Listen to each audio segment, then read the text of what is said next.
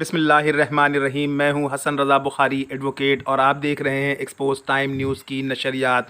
आज वज़ीर आला सिंध और के इलेक्ट्रिक के दरमियान एक मुआहदा तय पाया है, जिसके तहत के इलेक्ट्रिक बिजली के तमाम सार्फिन से 100 से 200 रुपये हर माह इजाफी बिल की सूरत में वसूल करेगी और ये शहरियों के हुकूक पर डाका डालने की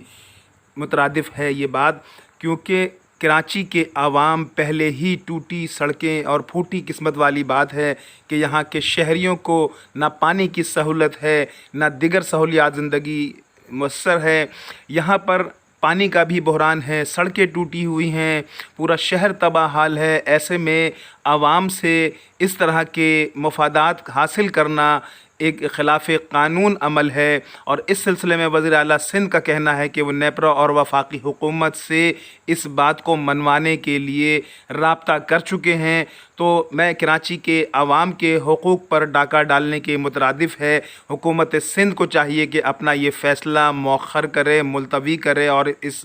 बात को ख़त्म करे, क्योंकि आपकी हुकूमत में कराची को ना पानी मुयस्सर है, ना सड़कें मुयस्सर हैं, ना पाक मुयस्सर है, ना तालीम के दरवाज़े आपने खोले हैं। प्राइवेट और सरकारी स्कूलों का फ़र्क इतना बड़ा हो गया है कि सरकारी स्कूल ना होने के बराबर हैं, उनमें सहूलियात हासिल नहीं, सिर्फ़ तनख्वाहें सरकार की तरफ से असातिज़ा को जारी हैं, तालीम का कोई वहाँ पर अमल दखल नहीं है। ऐसे में उनका ये फ़ैसला आमिराना है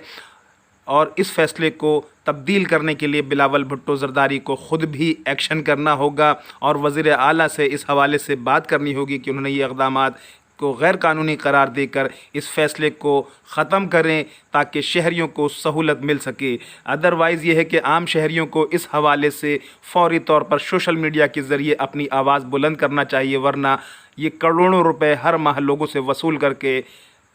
आवाम को दुख और तकलीफ़ के सिवा कुछ नहीं देंगी।